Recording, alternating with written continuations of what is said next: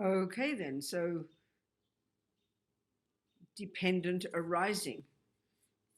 The king of logics, as Lama Yeshe puts it, the king of logics, in Lama's wonderful way, to prove emptiness. Well, if we were studying, physics, we know perfectly well the first step is to learn mathematics. So when you're 5 years old learning 1 + 1 is 2, you've probably never even heard of the word physics. But once you understand that, you know that everything you're learning, starting with 1 + 1 is 2, leads you progressively and logically to the end result of understanding E equals mc², for example. So you start at the beginning. So, in the beginning of anything, when you're little, you'd have no clue. You just think of 1 + 1 is 2, But slowly as you learn, you might occasionally read about E equals mc², and every time you learn a little bit more math, a little bit more multiplication, a little bit more all the other things you're supposed to learn, I don't know what they are, like algebra or whatever, I'm not sure, I don't know, then each piece, suddenly it starts to fill in, the pieces of the puzzle start to fill in, don't they? You learn that and you go, oh, now I see that that's connected to this, and this is connected to that. Oh, that helps me understand this. And as you progress, it leads you more and more to the ability to be able then quite easily understand E equals mc². You just don't leap into E equals mc². So the thing is, we know that with any body of knowledge. When you're studying to learn the piano and you hear this marvelous Bach music, and I want to learn that, please, and then they tell you to do all these boring scales and arpeggios, you don't see the reasoning. You can't see the logic for it. But if it's a proper body of knowledge, whether it's cooking, mathematics, anything at all, we really understand this in our culture, that you learn that if the body of knowledge is valid, and this is a really important point, then the whole thing should be coherent intellectually, coherent theoretically, and each piece leads to the next. And that's what a body of knowledge means. And we hear these words and we do understand it. But the moment we hear spiritual teachings, we lose out all common sense. Even when we first start and we hear about Buddhism and how you can, you watch your breath or whatever it is you learn, and then you hear about studying Buddhist philosophy. Well, I'm telling you this is my experience. This is my experience. I knew all my life I was looking for a way of seeing the world, but I didn't put those words exactly onto it. That drove me to the different things that I did in my life, especially political activity. And I always think about the meaning of things. But when I first became a Buddhist, part of it was for me just like a recognition. I mean, we often feel that, all of us. So I didn't call it that then, but I just knew it felt, yeah, that's the one, I thought. I had to struggle. But then I knew I wanted to become a nun. So I became a nun after 1 year and a half of meeting the lamas. I became a nun. I was at Kopan. And I knew I wanted just to work. And my publishing has always been my thing. I always joke and say all my life, and it's true. I've been on the propaganda side of things, so it's actually true. That's what I wanted to do. I wanted to become a nun and get on with work. So I started working at Kopan for the publishing arm of things. And then when I got to the main centre I went to in England at the time, and then Lama Yeshe started what he called the Geshe Program. Now, I'd heard of Geshes. I mean, they were teaching me. I knew about Geshes, but even then, it didn't, and I was 31 or 32 or something, 33. I thought, study? What are they doing? Study what? I said to myself. I did not comprehend at all. I knew I liked Buddhism. I knew completely this was my home. It felt like I'd finally, after 31 years when I first met them, this was my home. But first, I had no idea what they meant, study, not one fraction of an idea. Even when I first heard all the Lam Rim from Lama Zopa, it was thoughts, it was philosophical views. It was very powerful for me. I heard karma. I really enjoyed it. I knew that was a piece missing in my life. But I didn't know what it meant, study the Buddhist views. I literally didn't know what it meant. I'm reasonably intelligent, a little bit intelligent maybe. But it only took me, the penny hadn't dropped for me. I hadn't seen that that's what being a Buddhist is. It's very fascinating how that takes time. Different people, different things. Some people, when they meet the Dharma, jump straight into the retreat mode and go off and want to become a yogi. Some people jump straight into the serious study mode. Each of us is different, But it took me a while for the penny to drop to understand literally what it meant, study Buddha's views. I literally didn't understand. I could not see what they were talking about. So, maybe many people are like me. We're all different in our own ways, And many people who like Buddhism, the common thing I hear when I at teachings, we talk about these different views of the Buddha, which is studying it. That's what it is. A person would say, oh, I don't want to, that's just philosophical, that's intellectual, I want to practice, please. So we know when we hear in Buddhism there's this massive thing, the conflict between intellectual and experiential, and that's perfectly reasonable. But we do know, but we see them as opposite, you know. I don't want to study, she said, that's it, philosophical. I'm not an intellectual person, I want to practice. So we've got these, I think, these misconceptions in Buddhism, very strong misconceptions about the function of study and indeed about the meaning of the word practice. But we do know, on the other hand, perfectly well, if you're sitting there studying Bach's theories, classical musical theories, you never say, oh, I don't want to learn these theories, this is boring, I'd rather play the piano, because you know that you cannot possibly play the piano unless you have the theories. And that's the point that took time for me to really understand, you know. Maybe other people are like me, I don't know. It really took me a while, several years, and then I was at our center, and I'm 1 year already. I was working for wisdom, working every day, happily working. I enjoyed working. I was a Buddhist. I loved the views about karma. I did my practice every day. But the penny only dropped for me about, quote unquote, studying the views more deeply when I happened to hear, it was the first year the Geshe Program had been going, at 30 students with Geshe Tek, who was our philosophy teacher at the time there. He's passed away now. Lama asked him then to be the abbot of Nalanda Monastery, which is the position he served in for 10 years. And then he became the abbot of Sarah J. You know, Lama Yeshe's and Lama Zopa's big monastic university, Geshe Dagpa's university, in the monastic university. But he passed away now. So anyway, I remember the first year I'd be, you know, we'd all go to lunch. It was a big community, 80 people at this centre, Manjushri Institute in England.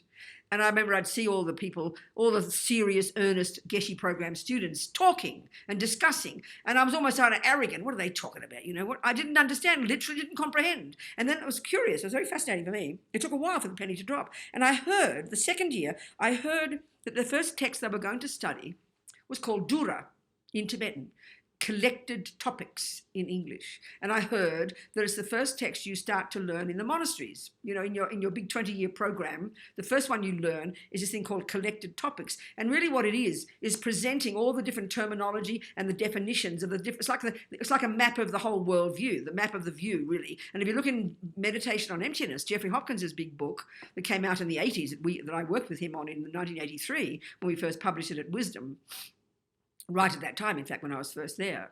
And or before that, we published it then anyway, 81 maybe, I can't remember. So he goes through a big chunk of the whole chapter called Selfless. That's that section, that part of that is what you learn when you study that text. But for whatever reason, karma, you know, I heard that term. And I thought, oh, I'd like to do that. I had no idea what it meant. And I went to Geshe Tek, and I said, you know, because they studied 5 days a week, 90-minute classes, and then after that would have intensive discussion and debate they would do. And I was very busy working for Wisdom, and I said, I'm really busy, but can I come sometimes? You know, he said, yes, you can. So all I know is when I went to my first class and I heard you're supposed to take notes. I'd never taken a single note in my whole life. I'd never studied anything. I left school when I was 16. The last year I was a bit enthusiastic and maybe passed my exams. I had not the fraction of interest to go to boring old university. I thought, what are they studying there? Boring stuff. So I became this political activist, you know, running around trying to beat up the world, you know, with all my noble views and ideas. Whatever. That was always my job. I never had a serious job. I had 1 year in London for a publishing company, but it's always on the propaganda side, like I joke, you know. When I was a kid, our family had a publishing company, a printing company. I learned editing and graphics and design and typesetting. And then when I was a hippie, I did that. And then I was a radical communist, I did all that. Then on the black politics and the feminist, I was always on the propaganda side, always editing and graphics design, and kept doing that with Wisdom Publications. It was my life, you know. And then I suddenly heard, I went to my first class, and all I know is, it blew my mind. It was finally, and I was like 36 by now, it was finally in my life, I had finally found what my mind had wanted. Finally found the thoughts I wanted to internalize. In other words, so-called Buddhist philosophy. But it took a while for the penny to drop. It's just fascinating. And I think I'm a variation of many people. And then I started to realize what a Buddhist means. So we have these bizarre ideas of what a Buddhist is. You know, I'm watching my mind. I'm being mindful. You know, I'm walking slowly. I'm eating my food slowly. I'm being in the moment. I mean, these kind of, unbelievably cliched, simplistic, absurd interpretations of what we think a Buddhist is, you know. It's kind of filtered down to something so simplistic. So then let's look, what does it mean? If you actually are being a Buddhist, And this is why it's not surprising to us, because we know it when it comes to, if you're learning French, you have to immerse yourself in all these thousands of words. If you're playing music, you have to immerse yourself first in this really complex concepts called musical theory. People say, oh, I'm a creative person. Remember this woman who said, oh, I'm a creative person, I'm not intellectual. And I said, what's your job?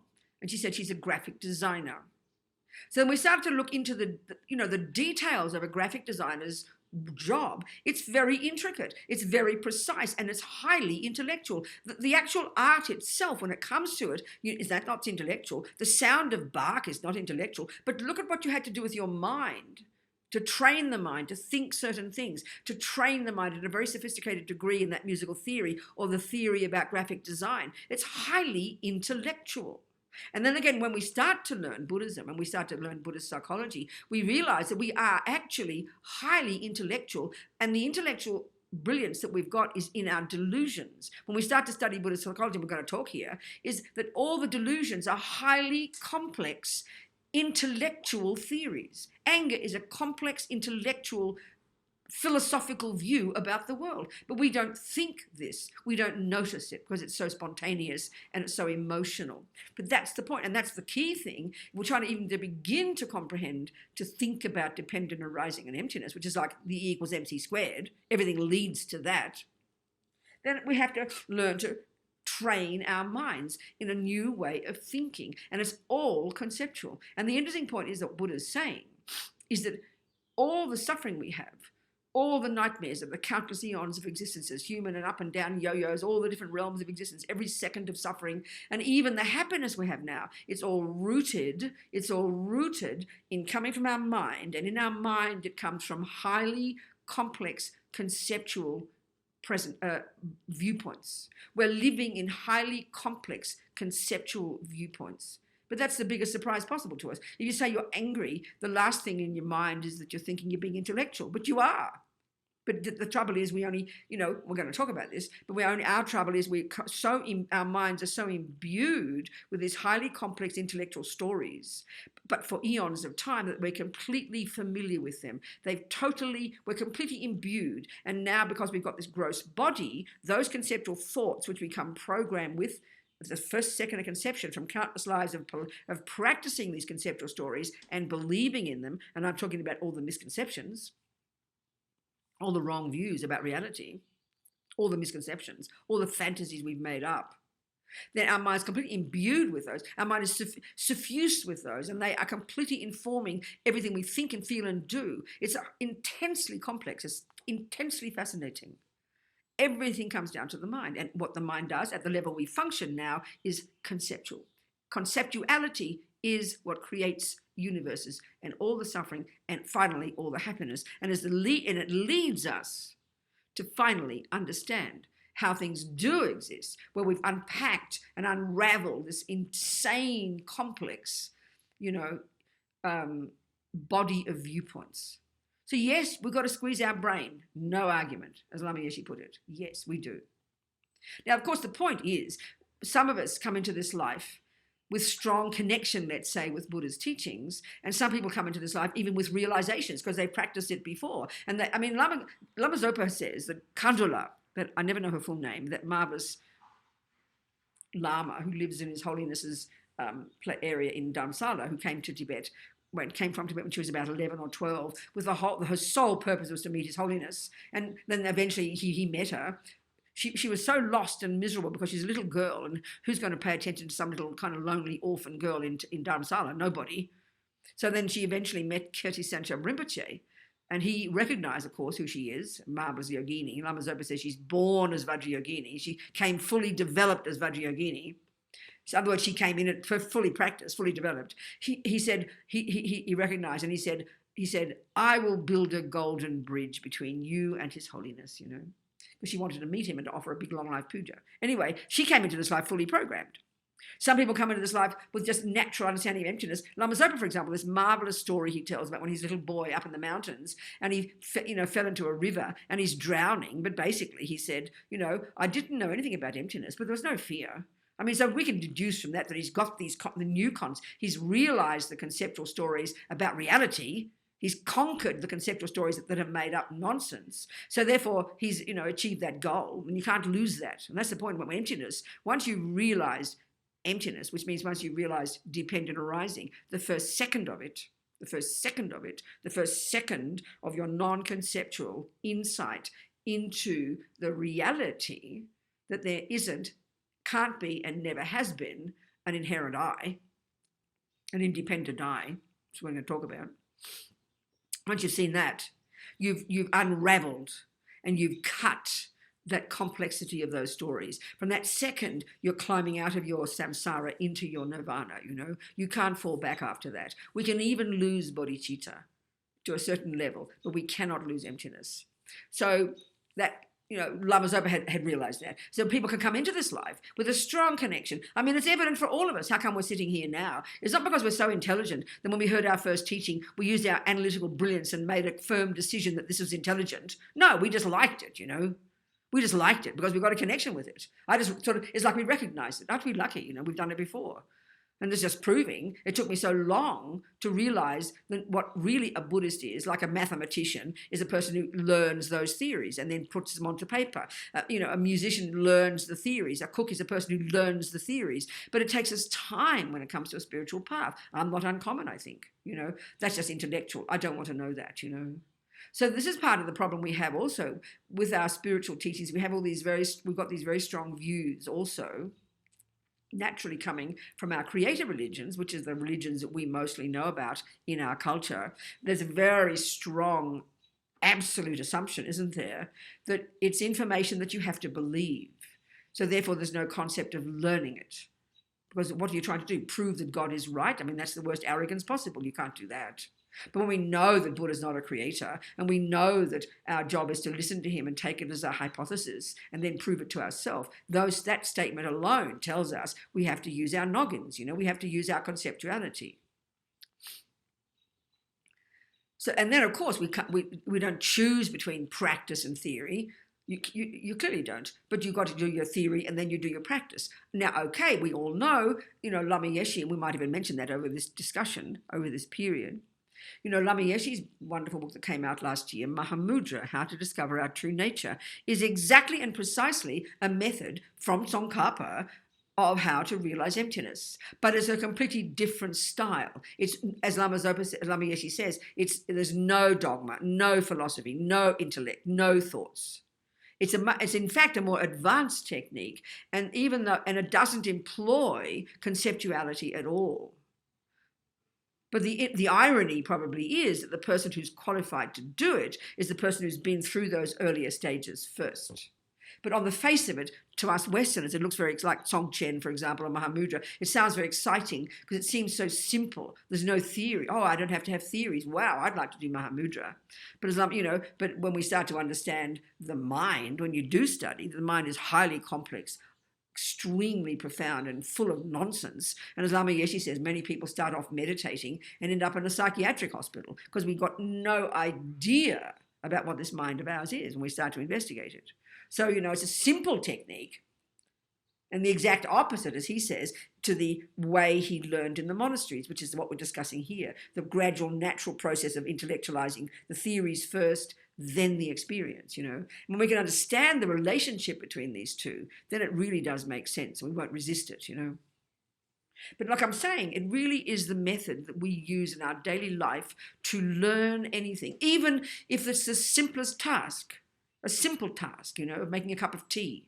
You can't just go to the kitchen and intuit, look at a cup of tea and then intuit how it got made. You probably spend months wasting your time and burning yourself and using up packets of God knows what. You learn the theory first. It's so simple, It's so simple. You learn the theory first. Then you put it together and you have the experience. You get the insight. Oh, wow, now I know how to make a cup of tea. Well, that's how you get enlightened, same process.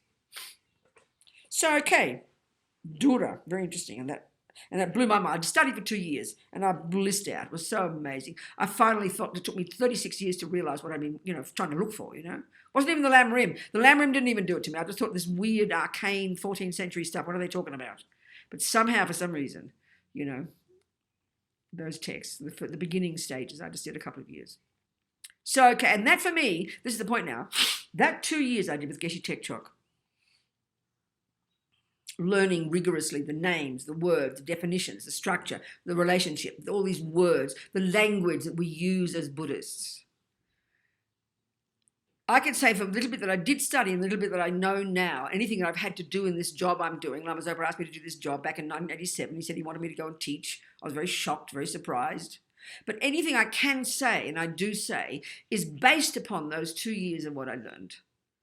I have to say that. For me, that was like a miracle, so long ago. But it's informed everything I say now, the little bit I did learn. And indeed, I mean, my greatest regret is not having to do more. I mean, one of my friends, Sangha Kadro, who studied the master's program, she was in the first years, the same as Don Hendrick, who's actually, many of you might know him from San Francisco. When I was based there in the late 90s, he went off to Italy. He was along with Sangha Kadro, they were in the first batch of the master's program students, 7-year program that was a continuation of the Geshe program that Lama Yeshe started in the 80s. It was in Italy. And I remember Don and Sangha Kadro both were there. And she went off and did all that. And we'd studied together in the 80s at Manjushri Institute. So late, every now and again, I think, I'd love to go and do the master's program. And I think, well, now I'm 76 this year. And 7 years of study, that gets me to something. Then a year's retreat. I'll be like 85 before I graduate. Then I figure, well, just go maybe next life or something, Maybe I'm just trying to compete with my friend Sangha. I was so jealous when she went off and did it. And then she did it again. I think she did it twice. No, she didn't do it twice. Whatever, I can't remember. But I thought, maybe I was just jealous. I wanted to go and, be like Sangha Kadro. Anyway, so the bit that I do know, I'm going to tell you what I know. And if we've met before, there's nothing you haven't heard. Nothing I'm going to say you haven't heard before. But, we've got how many, 6 weeks, 5 weeks, Mary Ellen? What have we got? 5 or 6? I counted 5. Yeah, I think 6. 6, oh, is it? Okay, good. So we'll see, we'll see how we go. So the thing that, Stephen asked me, because when last year, wasn't it? Lama Tsongkhapa's year was last year, right? Or was this year? Last year, wasn't it? The Lama Tsongkhapa celebration, wasn't it? Last year. Huh? 2019. Yeah, that's right, last year, isn't it? It's 2020 now, isn't it? Okay. So we did this, little one class, and because of Tsongkhapa, I chose to talk about, dependent arising, the king of logics. But the way I framed it, and that's what I'm going to do here, framing it this way, I found this is very, very helpful. It's not very traditional, but it's very helpful for me. And is to take the packaging of the Lam Rim and to see the coherence, the connection from the essence of junior school, or the first scope, which is abide by the laws of karma, and then the second scope, which is the essence of which is to work on your mind and get renunciation and give up attachment and all the rubbish delusions, and the relationship between those, and finally in the third one, bodhicitta, which we'll go into, but not that one here, but understanding karma and understanding the mind in first scope and second scope, how these lead us inexorably to the conclusion, gives an incredible depth, a way that informs our ability to understand dependent arising and therefore emptiness. I mean, it's not overtly, when we study karma, we don't talk about it leading us to the realization of emptiness. But when you look at it, it is logical that it is. And so let's just present that right now. So in the first scope of teachings, the way Atisha presents and the way Tsongkhapa presents, or as Lama Zopa very respectfully would call it, the teachings and practices suitable to the disciple of the least capability. Well, I like to cliche, colloquially call it junior school, only because when we hear that first phrase, we have no idea what Lama Zopa means. The teachings and practices suitable to the disciple of the least capability. That's not a reference that makes sense to us. We can learn it. But if we say junior school, whatever term you use, we get the point. It's the first level. You enter into that level. That makes sense to us. So then we've got the teachings and practices suitable to the disciple of the middle capability. Clearly, that's like high school, I mean, it's very cliched, but it's really immediate. I find my mind is immediate, and it forces us into this recognition that all the teachings are progressive, incremental, and gradual. I mean, we hear it when we hear the translation of the word Lam Rim, gradual path, but the penny doesn't drop. Gradual. We don't get it, We just can't, because we're not used to thinking of a spiritual path presented like that. Because we're so obsessed with spiritual being something different from philosophical or different from psychological.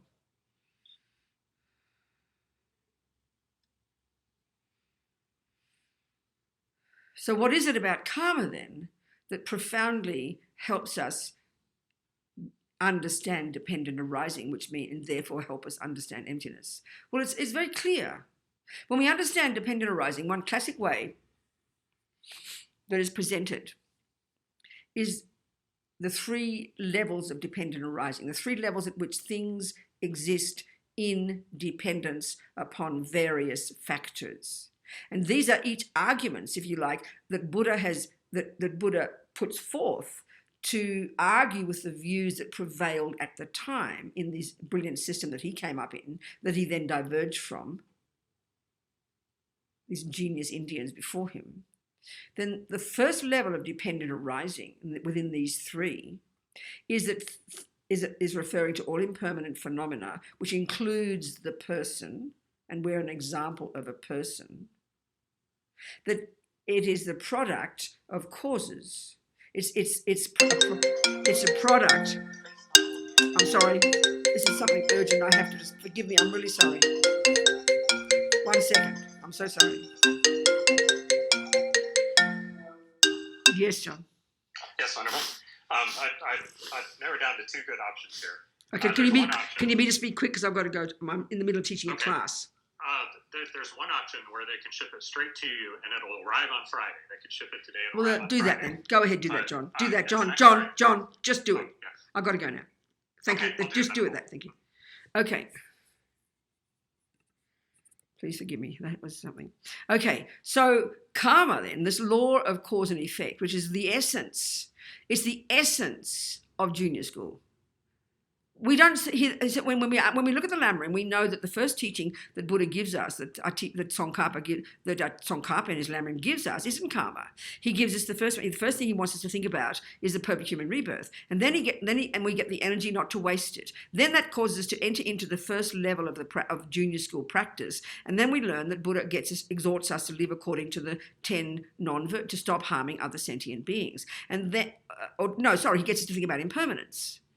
Now, already you can talk about impermanence being a brilliant method to help you move towards emptiness. It's powerful, and we'll discuss this. But he gets us to think about death, doesn't he? And then he gets us to think about the lower realms, which is so bizarre for us. We think, what's he talking about? And then he gets us to think, we better turn to the Buddha for refuge. And then we start to talk about karma, because karma is the final stages of the first level of junior school practice. But if you like, everything in the junior school up to then is leading to karma. So abiding by the laws of karma, abiding by the laws of cause and effect is the essence of junior school. Everything else before it primes us, and that's where we begin to practice. So that's from the point of view of ethics. We don't want to kill because we don't want future suffering. We don't want to lie because we don't want future suffering. That's what motivates us to want to abide by the laws of karma. But then we start to become familiar with this. We learn this. Then we start to think about things. We're going to recognize it is an example, a brilliant example of the first level of dependent arising, which is that all impermanent phenomena are driven by the law of cause and effect. So it can be the same for cups and computers. Everything is driven by the law of cause and effect. But Buddha doesn't get us to think about that here. He gets us to think about the law of cause and effect in relation to this person, which is the point about karma. Even Atisha, when he gets us to think about, that's why the Lamrim is so personal. That's why it's so experiential. I mean, Buddha's teachings on impermanence, for example, are vast. And the real impermanence we need to realize is subtle impermanence. And the only way we can realize that is with single point of concentration in meditation, because it's a very subtle phenomenon to cognize. But Atisha's not concerned about that. This is the experiential component, you see, of the Lamrim. His agenda in his way of presenting Buddha's teachings in the Lamrim is to be totally experiential. Now, of course, when I first heard it from Lama Zopa, I didn't hear anything experiential. I didn't know what he was talking about. It's only with familiarity we start to realize. I mean, Buddha's teachings on impermanence, which is entry-level junior school grade 1, think about impermanence, but not just general impermanence, not the impermanence of your relationship and your iPad. No, the impermanence of this person, because that makes it tasty. That gives us a wake-up call. A teacher's entire agenda in every way he presents, which is the basis of Tsongkhapa's commentaries on the Lamrim, from a teacher's little text, lamp that guides you on the path. It's to get, he's taken what the Lamrim is. A teacher got all the essential points of the entire body of knowledge of all of Buddhist psychology, metaphysics, and philosophy, etc., etc. He took the essence of each of those and presented them in two ways: orderly in terms of levels, orderly levels, and experiential. So he doesn't just get us to think about impermanence, which is very fascinating, but he gets us between the eyeballs. He gets us to wake up. He talks about this person, the impermanence of this person, and that's called death. He doesn't even get us to think about subtle impermanence. He gets us to think about gross impermanence, which is called death. And why that is because to give us a wake-up call. So then you think, oh my God, this life is so precious, the first point. Then, oh my goodness, it could end at any time. So that it keeps increasing our sense of urgency. And then we go to the next level and start to contemplate the types of rebirths we might get. You know, that's why he suddenly launches into the lower realms there, because that's the type of rebirth we could get when we die, and we don't know when we're going to die. So that increases our wish not to waste this precious life. Then we think, well, whom can I turn to give me methods? And now we take refuge. And now we start practicing. We abide by the Buddha's advice, but we take his medicine, which is abiding by the laws of karma. So all of that is leading to the view of karma. And there's no mention there of dependent arising. There's no mention of emptiness. That's like when you're in junior school doing 1 + 1. You know, the teacher doesn't barge in with physics for you. You'll get confused. But once you become familiar with it and you look back upon it, and then you'll start to realize, wow, you know, karma is a perfect example of the first level of dependent arising, and it's related to I. It's so powerful, so experiential. Because why? Because right now, let's look at this one. Right now, if we look at the way ego grasping functions, and we're learning about that when we get to dependent arising, but we'll begin to learn about this in high school. And that's another whole approach, which we'll get to in a minute. This is the point here. So this first one, when we start to hear about, we've done a bit of high school, we start middle school, we start to learn about the mind. That's the text that's called Lorig, which I know you've been studying, haven't you, with Emily, right? With kind Professor Emily. We use not fancy words for monks and nuns, but these great professors, basically, we call them by their first name because we don't have a proper structure. It's so rude. We should call her Professor Emily, you know, Professor Don. Anyway, or doctor, frankly. They're doctors of philosophy, you know, they're extraordinary. So anyway, Lorig is the text that you study that lays out the components of the mind. And in there you hear about these 3 poisons. Buddha actually, they say that he's presented 84,000 distinct afflictions, mental problems, but he narrows them down to these 3, right? And so we hear about the root delusion called ego grasping, which gives rise to attachment, which gives rise to anger. So then we start to, you know, so that we hear about that. So ego grasping, the function of this root delusion, at the moment, before we've even entered into junior school, and even before we think about anything, if we're at the ordinary level of being a deluded sentient being, what we're going to realize is that on the basis of this ego grasping, this root neurosis, this root primordial root misconception that drives everything, look at how it makes us feel. A typical ordinary person who is not conscious, and that's all of us until we start to become conscious, we feel, don't we, like an innocent victim. We feel like I didn't ask to get born. And that's reiterated in our philosophical views in our culture called philosophical materialism that says that mummy and daddy made me, that there's no such thing as a mind that's separate from the brain. I mean, there's marvelous discussions these days, but that's the view we grow up with. And so, but we don't even need to learn that view. When we start to look at how ego functions, it makes us feel like this person who's separate from everybody else, who's completely innocent, who didn't ask to get born, whose fault everything is not. This is one of the key things we begin to identify as we start to think about karma. And right at the beginning, when we start to think about karma, we hear that, you know, in fact, Buddha says, no, you're not made by a creator. And in fact, you're not made by your parents. And in fact, your mind is not the brain. So already we're being shattered by these different concepts. And our first response, which is the proof of ego grasping, our first response to hearing about karma is, oh, you mean it's my fault? And we freak out and we get all depressed and we start beating ourselves up and become guilty. Because why do we feel that? It's because we believe the opposite, that I'm an innocent victim, that I didn't ask to get born, that everything is just good luck and bad luck, and frankly, it has nothing to do with me, and I'm an innocent victim. That's how we feel. When we articulate that, that's the exact philosophy of ego grasping. That's the philosophy of ego grasping. This concrete, solid, separate, bereft, hopeless, nothing, innocent me. Or as Lama Yeshe would kindly refer to it as the self-pity me. So of course it's hard to take that. It sounds very brutal. When we even first hear about karma, that's our main response. We don't go, oh, what a fascinating idea. I think I'll look into that. No, we have a panic attack.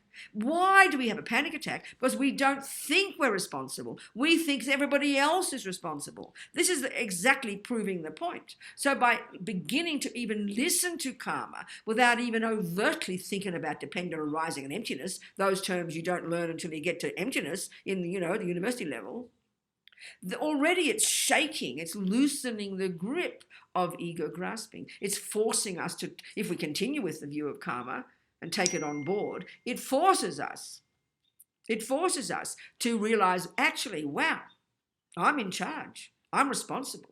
I am experiencing the fruits of my past, and I right now am creating my future. That's a powerful concept. It is not a difficult concept. That's easy sentence to learn. That's not like hearing about emptiness. You've got to squeeze your brain. But why is it so hard for us to hear that? Because it disagrees with the view deeply embedded in our mind so naturally that we don't even think we have a view. That's how deep the delusions are, Buddha's saying. We're completely programmed ourselves from countless past lives of believing in these views to the point we just don't even think they are a view. So beginning to hear karma at the beginning is really solid, is shaking that solid sense of a concrete separate me who's made by someone else to whom bad and good things happen fairly, unfairly. No one knows why, That's what we believe as a truth.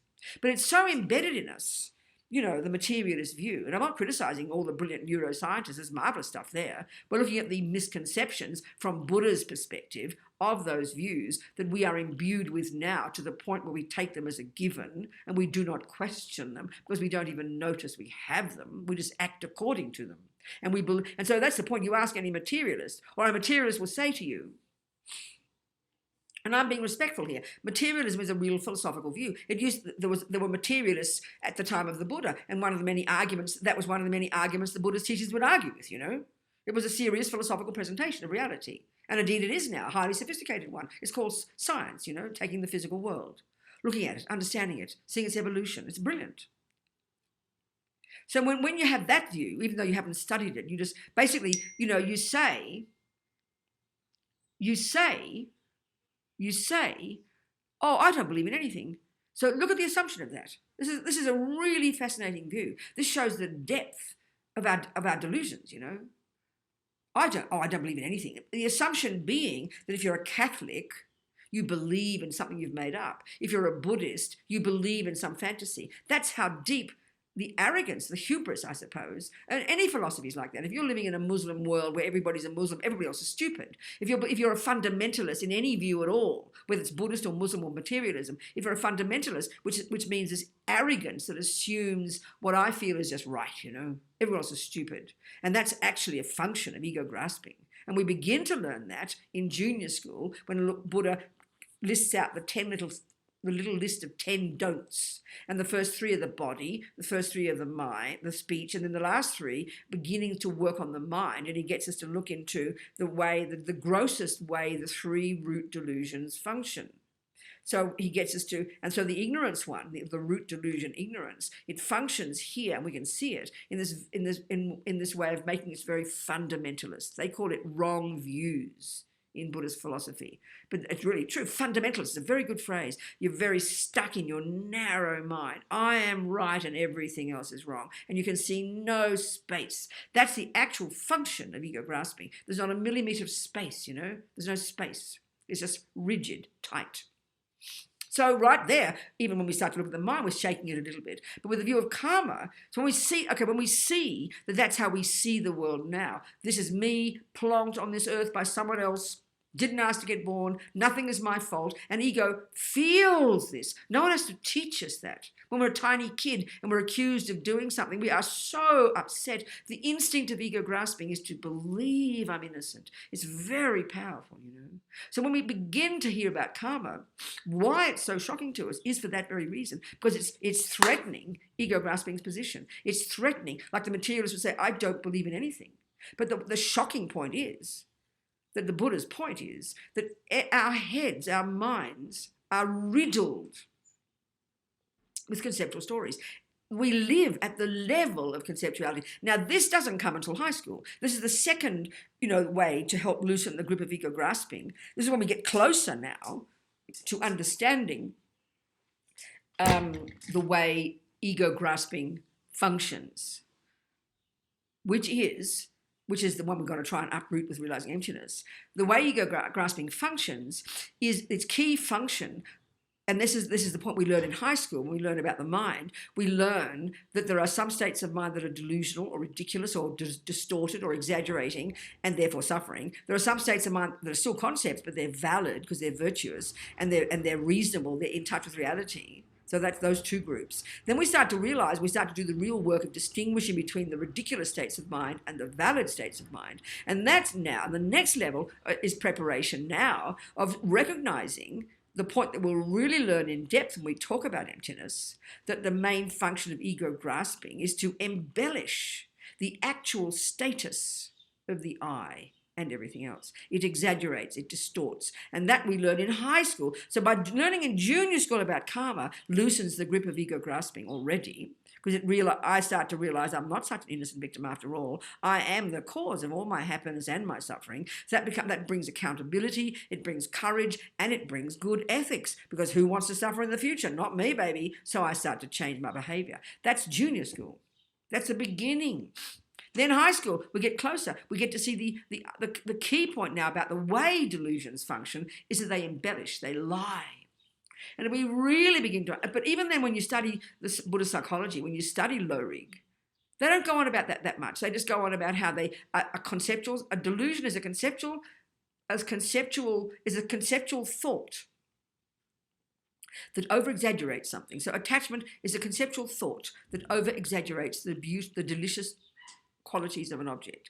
Aversion or anger is a conceptual thought that over-exaggerates the ugly qualities of something. So we hear those bare bones definition, and then you see a person having a mental fit by screaming and shouting and yelling and with anger. You see no relationship between that, because this is our problem in the West. Excuse me, I have to breathe properly, just a second. So in the West, when we think of anger and attachment, we mightn't even think about attachment, but we think of anger or jealousy. We think of emotion. So we think of it here. If we think of concepts, we think of here. So this is where we start to get shocked when we listen to Buddha's view about the mind. That everything, like I said before, all our emotions, as well as our intellectual thoughts, all of our emotions are rooted in being conceptual stories. And we will not learn that until we study Buddhist psychology. And this is where we might think that Buddhism is all about being mindful. It's just so cliched, it's a joke. Until we study Lorig, we will not understand the way Buddha sees the mind. We will not understand why we suffer. So we will not be able to understand how ego grasping works so that we can understand emptiness. So we prepare by thinking about karma. We prepare by going to high school and thinking about the mind and how it works. These prepare us. The more and more, then of course, the more we study dependent arising, the more it helps us understand karma. The more we study the mind, the more we study dependent arising, the more it helps us understand all the delusions. I mean, the wisdom teachings are vast, and they're presented in a very, very specific way, like a unique little bundle of teachings, all related to the ultimate reality of things. But the way the delusions work, when you study Lorig, you learn that, is it's exactly the same way that ego grasping works. They over-embellish, they exaggerate, they distort, they make up a story. As Amazopa says, all the delusions, all the afflictions, as we call them, as Buddha calls them, all the misconceptions, decorate on top of what is there layers upon layers upon layers upon layers of characteristics that aren't there. This is the way, experientially, these delusions lead us up garden paths, cause us suffering, cause us to be reborn in this realm and that realm. So this is what, when we understand that, this is kind of powerful, you know. Are we communicating here? Before I continue, are there any questions so far? I mean, we can go into all these. I think it's good we go into karma more, tell us all about these things. No harm in learning it. And we go into the mind and look at some of the conceptual stories we tell, so we can then we'll go into dependent arising and emptiness over the 6 weeks. You know, we'll go back and forth between these. But the crucial point I'm trying to make here is to see the inevitable, absolute connection, like there is in any body of knowledge, between the earlier stuff and the later. You can't just see the wisdom teachings as a unique, special package that you can enter into without doing the earlier work. It just isn't possible. It's just not possible. You've got to have background. You can't just leap into physics without first doing the basic stuff.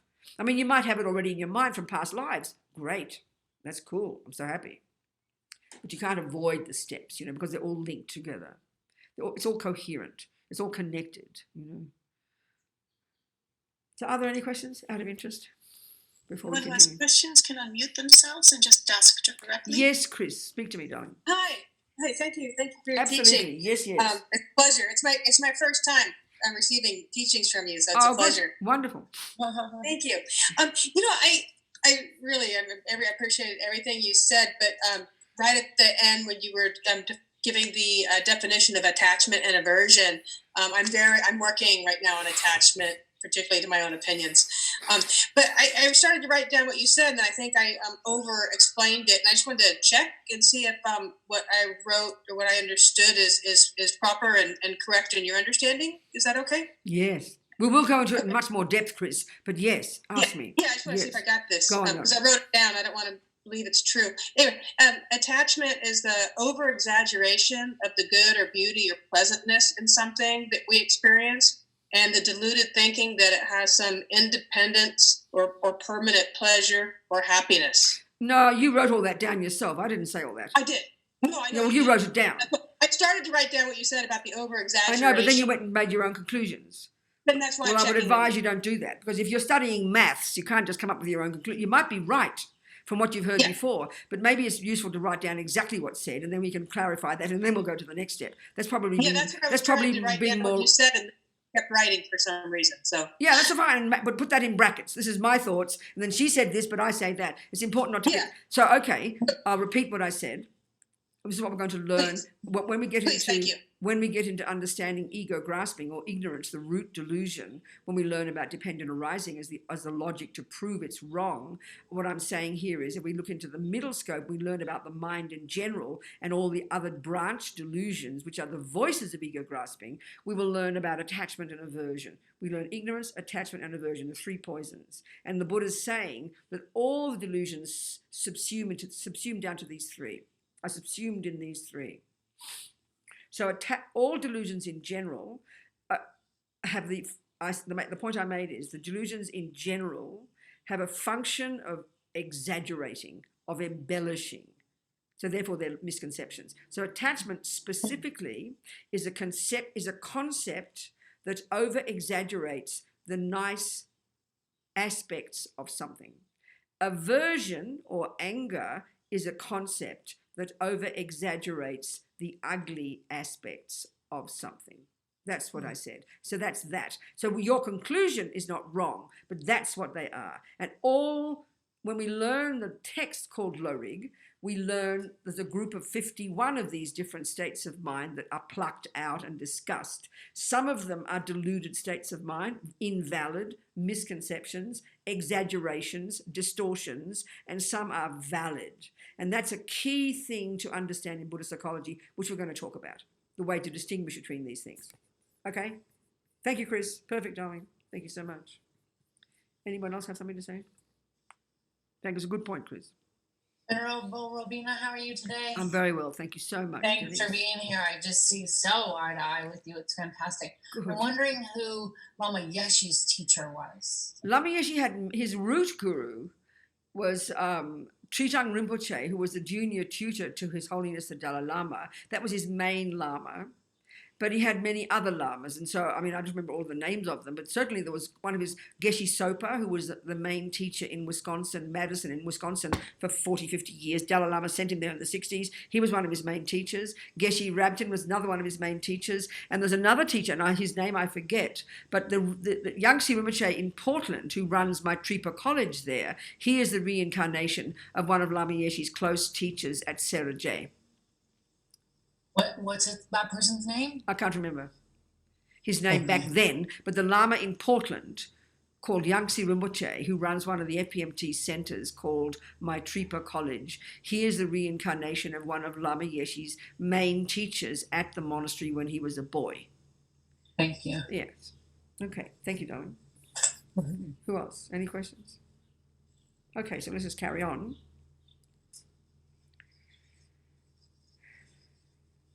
Well, let's start looking. We'll go back and forth. I'm not going to be very kind of in order here. We'll just go back and forth. So let's go straight to dependent arising and emptiness, right? And try and get our head around this concept. Because again, what I'm saying, before we even hear the word dependent arising, we're already learning about it by hearing about karma, and we're already learning about it by hearing about the mind in the first two scopes, but it's implicit. It's evident. When you're studying 1 + 2, it's implicit. Physics is implicit, you know, it's all there. So let's go straight to dependent arising. So I think it's auspicious for us to read Lama Tsongkhapa's text. You got it there, Mary? We'll just read a bit of it. Mary Ellen, we'll read a bit every day. Pop it on the screen. There's this wonderful text that Tsongkhapa, okay, who Tsongkhapa is, I'll tell you who Tsongkhapa is. Tsongkhapa, I can put it away for a second. Sorry, I want to see you all again. Just put it away again. Forgive me, darling. That's it. I want to see you all. Or some of you. I only fit 25 on a page. You're all there. Okay, so Tsongkhapa is a 14th century Lama whose main, at the time, there was no such thing as a Gelugpa. It's since him that this whole group of Tibetan Buddhists, there's sort of 4 main groups of them that have cultivated over the centuries, called Gelugpas. And he was the first of those. So his main teachers, I think, were mostly Sakya, apparently. So he did lots of analysis and thinking. And so one of the main texts that he wrote, after he'd been years and years in retreat, I think, was his clarification, his understanding of Buddha's main teaching, which is that dependent arising, is that everything is a dependent arising, and that is the proof that everything has no intrinsic nature. These are the two truths. One way of presenting is these are the two truths. One way of presenting what Buddha refers to as the two truths. Things have a conventional nature, and that's referred to as dependent arising or dependent relation or dependent establishment. There's many synonyms. And then the other one is the ultimate reality, and the shorthand for that is emptiness. So these are what we're going to discuss, right? So he wrote this text in praise of Buddha for his teachings on dependent arising. As Lama Yeshe puts it, the king of logics to prove emptiness. So when you study it in more depth, there are many arguments, many debates, many philosophical, many logical arguments we need to employ to break down this iron grip of ego grasping's misconceptions. Ego grasping is a colloquial phrase used to refer to the root delusion called ignorance. Very simple, ignorance. When you study low rig, you learn this. Even when you study junior school, karma, in the last 3 of the 10 non-virtues that Buddha exhorts us to refrain from doing, the grosser level of the 3 main delusions. The 3 main delusions are ego grasping, or colloquially for the term ignorance, which is the root delusion that causes us to cling to everything as having this absolute nature. Clearly here, the I. So ego grasping is a colloquial term used to refer to the ignorance when it clings to the I. That gives rise to attachment, and that gives rise to aversion. We begin to learn that even in junior school. We go into more depth in high school. We learn the mind. So now we're talking, at the 6 perfections of the bodhisattva level, where we're looking at the last of these perfections, which is the wisdom that realizes emptiness, which is the one that finally we have to do to cut the root of all this nonsense, you know. So Tsongkhapa is this 14th century Lama, who then, as a result of his gathering students, and then his tradition became known as Gelug. I don't even know what it means in English, I'm sorry, Tibetan, obviously. And that since then we've had that. So he wrote these masses of texts. So there's one text he wrote, which I wanted to just read the first few verses. We'll read a few verses every day. So let's just read a few verses of that. It says, in praise of the Buddha for his amazing teachings on dependent arising. And I'll give a bit of background to that as we start. So just reread a few, okay?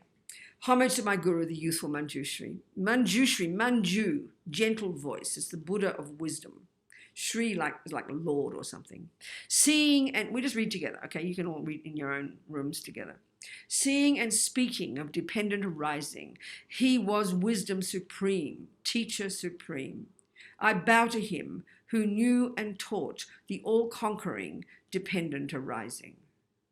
Of the suffering existing in the world, its root is none other than ignorance.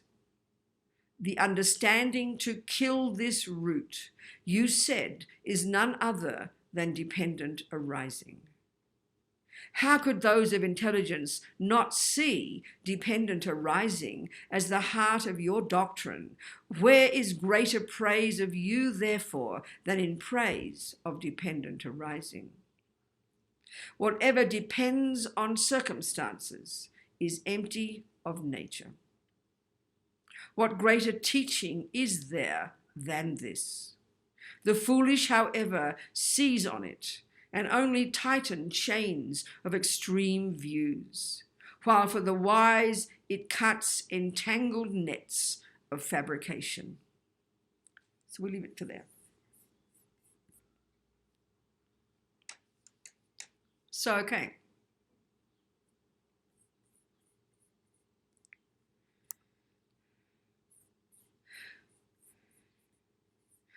Okay, so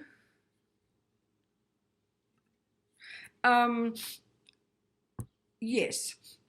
So let's look at these two truths, try and understand these.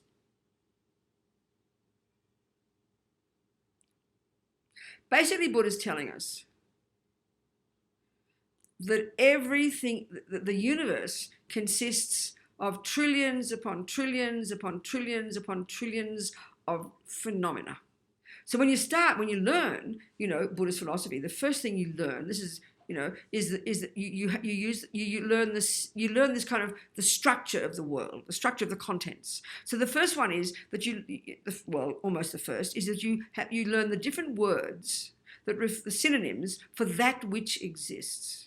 So why we want to learn even this, because Buddha's telling us right here that the way we cognize the world now, we've made up lots of phenomena that simply don't exist, that aren't real. Delusions have this key job. They create false things. Or another way of putting it, as I said before, as Lama Zopa said, the delusions decorate on top of what is there characteristics that aren't there. So in other words, even just with attachment, the cake that I will see on the plate through the lenses of my attachment is not the cake on the plate at all. It's a cake that my attachment has embellished.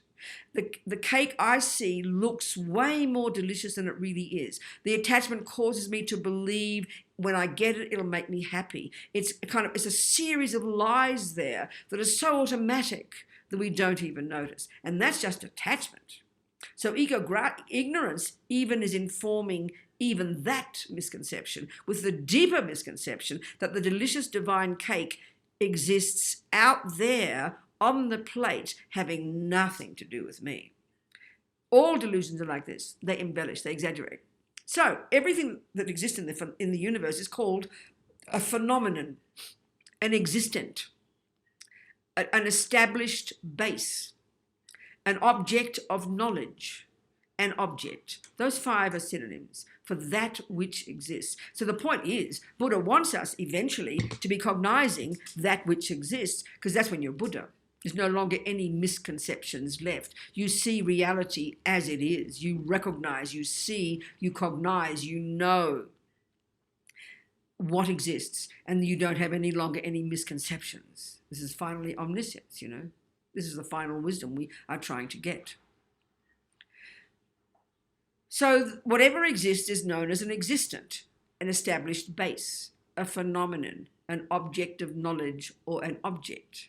And each has its own definition, very precise. But they're all referring to there's 5 ways of referring to whatever exists, right? It's really important to know this. Now, given at the moment that we have these misconceptions in the mind, and here in particular, the root misconception, the root affliction, the root mental illness, I think it's a good term for affliction, I tell you. As an aside here, it's often how I talk, but affliction, as we know, is the translation of the Sanskrit word, what's it called? What's it called, that word? I forget in Sanskrit. There's a term, suddenly I've lost, klesha. That's the term generally used in Buddhist scripts, Buddhist texts, and that's the term that's translated into Tibetan, and then there's a term translated as affliction in English. But the thing is, I mean, like Lama Yeshe, when I edited his Mahamudra teachings, he somehow had this marvelous ability to speak in a language that really communicated with us, and this is back in the 60s. He just understood hippies. It was like he was born a hippie. He knew these arcane words that they didn't speak much to us, so he used language that was very familiar, and somehow, oddly enough, he knew that affliction is not used in English language. Of course, it's there, but we use it in a very few occasions. You don't speak in daily language. Oh, I have such an affliction today. I mean, it's silly. We'll laugh. It is an English word, but it's not very usable. So for me, it's just a foolish word to use. It doesn't really grab. I'm not being rude. I mean, Holiness uses it. Buddhists use it in their texts. But if you think about the meaning, and Lama Yeshe's main wish was to convey to us the meaning, I identified 21 or 22 synonyms that he made up just to get us to try and understand what Buddha's telling us, how these particular unhappy states of mind have this function of being misconceptions, of exaggerating, of lying to us, of causing things out there to appear to us in a way that they do not exist. That's the general function of all delusions, you know. So delusion in English is a very powerful word. These afflictions function to make you very miserable, and but the way they function in their bones is that they are lies, they're misconceptions, they over-exaggerate. That's a key thing to remember, and we learned that back in high school. That's what prepares us to understand here, dependent arising, you see. So Buddha's telling us, this one way of presenting, that there are 2 ways in which things exist. Simple way to put it. Conventional and ultimate. Conventional and ultimate. That's how he talks. So clearly we have to understand these words, you know. So conventional means simply the way things work, that we agree by convention. That is an iPad, that is a computer, that is a flower, that is a this, that is a that. And we can see that we're making up these phenomena every single day. I mean, I always joke and say, since Steve Jobs, we've made up millions of new phenomena that didn't exist before he came along. Like I'll just call the apps alone, you know. I mean, we keep making up.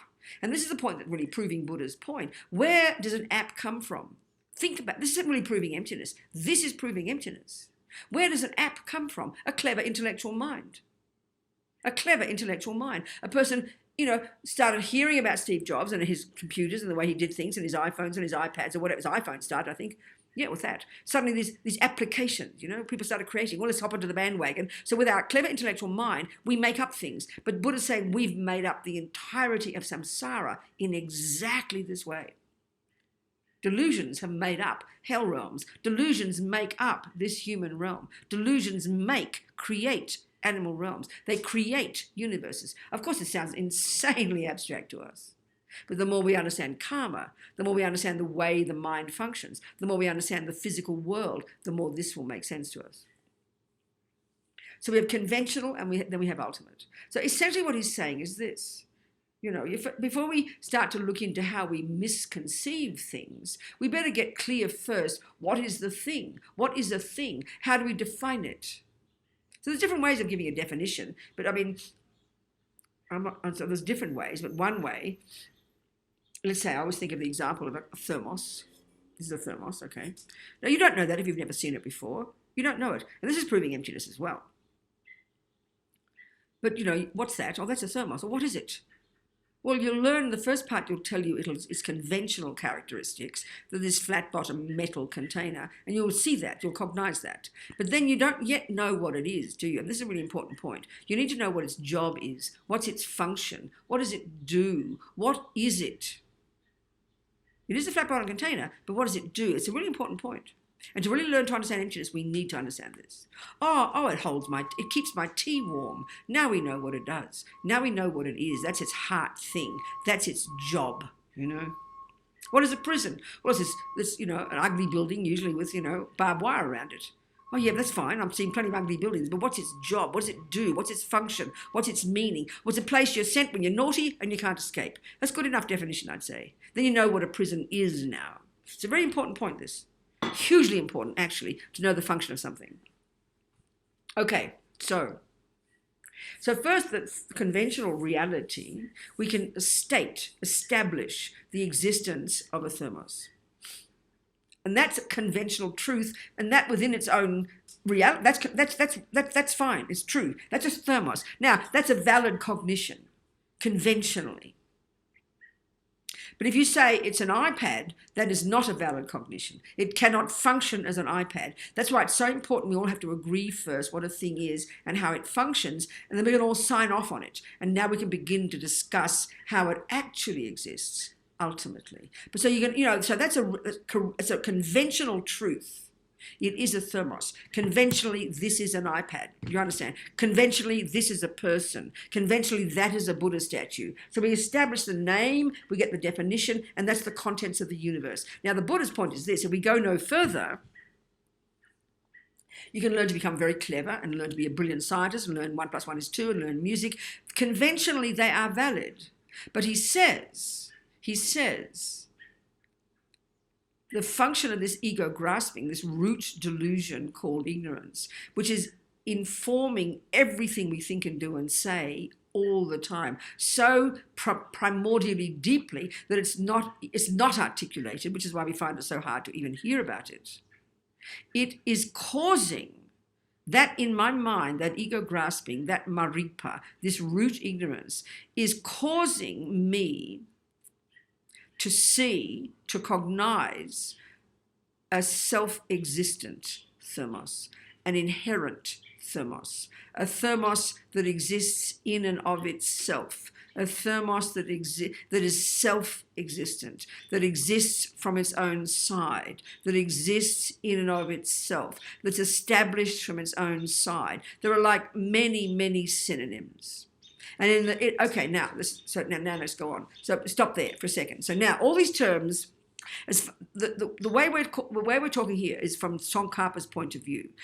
When you study Buddhist tenets, in fact I did back at Manjushri Institute, but I don't remember much of it now, I'm so sorry. You learn all the different, it's a text that collects all the different viewpoints, the essence of the different viewpoints in Buddhism that have been cultivated over the centuries among Buddhists. And there are these kind of mainly 4 viewpoints.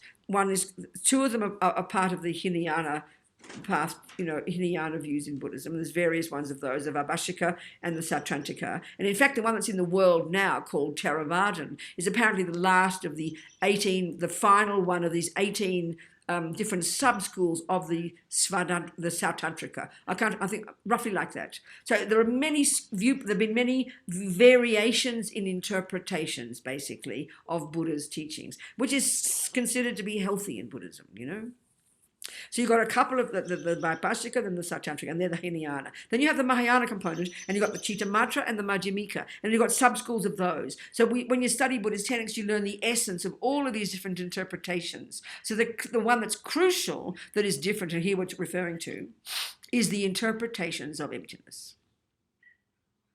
The interpretations of emptiness. So the view that we're describing here, because I don't have enough knowledge to give you all the others.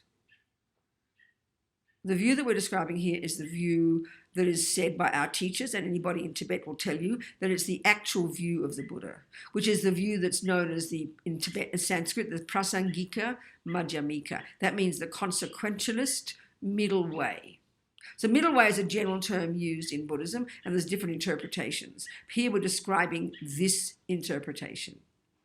This is the way I studied with my teachers. It's the way Tsongkhapa teaches. I have studied the others, and I'll mention some of them in passing as a reference. But the key one we're going to discuss is this interpretation of Tsongkhapa's and this is said to be the actual intent of the Buddha, the actual meaning of emptiness.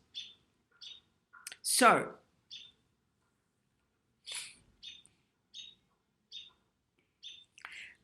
we've established conventionally and appropriately that black flat bottom container, which keeps my tea warm, is labeled a thermos. So we agree with that, we sign off, we shake hands, and now we can begin to discuss how it exists ultimately, finally. So of course, as soon as we hear those words, we get puzzled. We're happy to hear that we've got it right, that it is a thermos. Oh, great, I'm intelligent. That's conventional reality. But what we don't notice, Buddha says, that everything in the universe that we cognize, everything we think, everything we do, everything we experience is completely covered by, informed by, colored by the primordial root misconception called ignorance, Maripa, known colloquially, certainly when it comes to me being the object, as ego grasping, self grasping. So the thing is, we hear these words, but we've never heard it before. We did not learn this at school. We don't learn this in modern psychology. So naturally, it's a new idea to us. Even if we're Buddhists, we know we've heard it before. But because it's so primordial, this misconception, it's extremely hard to identify it. We can begin to become familiar with the symptoms of believing in it. But this is why, it's, as Lama Yeshe says in his Mahamudra teaching, we can't possibly do the work that's necessary to get to prove it doesn't exist, this fantasy thermos, the independent thermos, the thermos that's inherent, the intrinsic thermos, the self-existent thermos, the established from its own side thermos, the thermos that exists in and of itself. All these are synonyms in the Prasangika school. They're all interpreted differently in the others, but we're discussing the Prasangika, Madhyamika, and these are all synonymous, which makes it a lot easier. That thermos, Buddha says, the thermos that we see through the lenses of ego grasping, that thermos doesn't exist. So like I said, back in high school, when you learn about attachment and aversion, we can begin to see how this works. We know when we analyze, it's easy to see that the delicious cake that I see before I eat it is very different from the ugly cake that I see in the leftovers after I've had 5 pieces. We can prove already that our minds make up stories, but we don't join the dots. We can see that the boyfriend I was in love with a week ago, now that he's cheated on me, is now the ugly boyfriend whom I hate. So it's really evident that attachment distorts the object, and it's really evident that anger distorts the object. That's clear, but we don't join the dots. We just take it for granted. So this is what we learn in high school, which leads us to understand the deeper lie, the more pervasive lie, the lie that informs even attachment and anger. Attachment and anger are the voices of the root lie. They're utterly connected, but they all function in the same way to embellish the status of something. So what we have to do is just know the words first. You know, like I said to Chris, we've got to know the right words. If we're studying math, you can't just make it up and say 1 + 1 is 3. You'll never realize anything. So we've got to be accurate with the words. And that's something too, like I was saying before, we find very surprising when it comes to so-called spiritual teachings. We know very well when you're even making a cake, you've got to be so accurate. You can't just make up and say, I think I'll put 3 spoons of salt instead of 1. You won't get the cake. You just won't get the recipe. So we can be very rigorous in our precision, but we're not used to that with spiritual teachings. But the precision and clarity and depth of analysis that we know we need even to make a cake is exactly what we have to use here to realize reality, to cut the lies from our mind, you know. Just unmute themselves. I see Donna. Yes, Donna, darling. Yeah. What is it? Yeah. Well, one of the things I'm thinking very much about these days, and I assume many of us are, is with karma and karma being a result of dependent arisings. It's an example of dependent arising, not a result. An example, I would say. Yeah. What I'm wondering about now, Robina, is I would say in my personal life, I can see how my attachments come about. I can see how aversions come about. But with collective karma, what we're going through in this country right now, Yes, that's right. it gets more problematic to me because I think now, why is this result present in my life? I don't approve of guns. I wouldn't harm people. I don't think of myself as racist. How am I part of collective karma? Okay, it's easy. Well, first of all, okay, thank you, Donna. It's not complicated. We just have to learn it, that's all. Okay. The mechanics of karma. So one of the first things to understand with karma, Donna, and until we get this, life's very confusing to us, but this is a revelation if we can really apply it. And we've all heard it before. We've got to really spell it out to ourselves.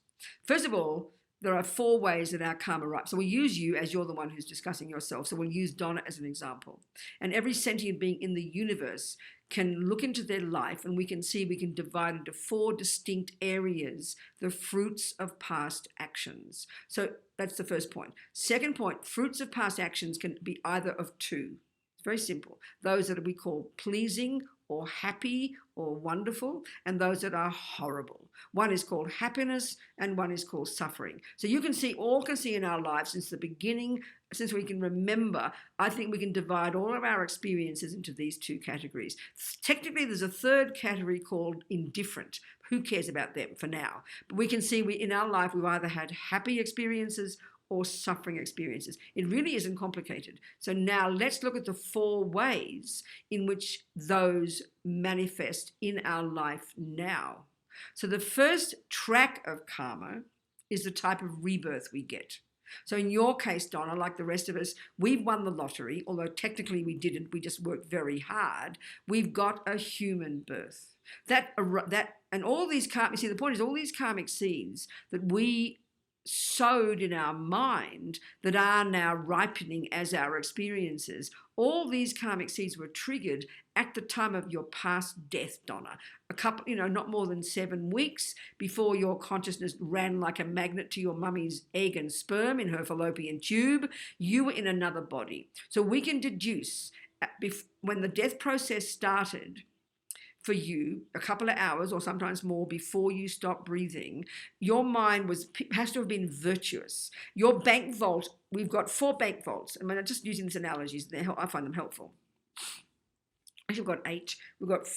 You've got lots of karmic seeds that are virtuous, and you've got lots of karmic seeds that are non-virtuous, all in your bank vaults. Well, like a miracle, because your death must have been conducive to you being virtuous and peaceful, one of those seeds, a very powerful, virtuous, specifically a powerful, non-killing karmic seed, practiced, no doubt, as Lama Zopa says, in the context of a spiritual path, probably practiced, for sure practiced, sown in the context of living in vows of non-killing. The main cause of that karmic seed of non-killing being triggered in from your bank vault of billions of seeds was the way you died. So that virtuous karmic seed was triggered even before you passed away. Already that programmed you a few weeks later to run to your present mother's human womb. First way your karma ripened, your rebirth. You won the lottery as a result of incredible past practice. Second, the second lot, Donna, is you now look into this body of yours. Hitler has one of those as well. So now we can see the difference between Hitler and you, maybe. He's got a bunch of different tendencies. So the second track of karma that manifests in this life, and these seeds were triggered at the same time, were all the personality traits of Donna. Her personality, her intelligence, her love, her kindness, being good at football, being good at music, being good at lying, being good at killing, whatever tendencies, whatever personality traits, whatever characteristics you have in your mind. These are already triggered before you even died in the past life. This is your personality, Donna. Can you see what I'm saying? The second track. Like you just said, I didn't want to kill. I don't like guns, right? Now the third track, honey, is another set of seeds, and these are called experiences similar to the cause. And this is their third bank vault, and these are seeds also from past actions that you've done that will ripen in this life as your experiences, as what happens to you. Do you understand? And they've got nothing to do with your tendencies. They are from a bunch of other things you've done in the past. So lots of things you've done in the past ripen as your tendency, and lots of things that happen to you in this life as a result of other things that you've done in a past life. There's no direct relationship between Donna being a nice person and bad things happening. There's no relationship with Donna being a monstrous person but having good things happen. They're separate tracks of karma. Can you hear that point? When we get this, it's a revelation. So then the fourth way your karma ripens, this is also very prevalent now, it's actually called environmental karma. And this fourth bank vault of seeds, a bunch of those were triggered before you even passed away. So the entirety of Donna's life is already programmed in the past life before she even passed away. So then when you died, all these karmic seeds, all contained in the mind. You leave the body, you go to the intermediate state, your mummy and daddy hop into bed, and you go running like a magnet and leap into their womb, leap into your mummy's fallopian tube. And now these seeds that have already been triggered at your death now begin to ripen. And that's called Donna's life. Now, everything that you already are, the person Donna, that's it. You don't suddenly morph into a dog overnight, do you? You've got a human body. Yeah. Second, all the tendencies that you've got in your this life. You've got lots of tendencies. And then, so third, you've got lots of experiences, how you're seen. And this is a kind of personal, all the people who impact upon you in this life. Your cousin, your auntie, your uncle, your brother, your husband, the dog, the cockroaches, the rats. It's very personal karma. This experience is similar to the cause. Stuff that how you're seen and treated by others. Now, the fourth one, environmental, is more out there. It doesn't just mean the physical world, but like, for example, now with COVID-19, this is a very good example of now collective karma, Donna. So there can be individual karma, just Donna could get sick. That's the environmental result of past killing that the very physical world called peanuts, which helps most people, but they kill you. That's personal environmental karma, where the physical world harms you instead of helps you. That's to do with killing.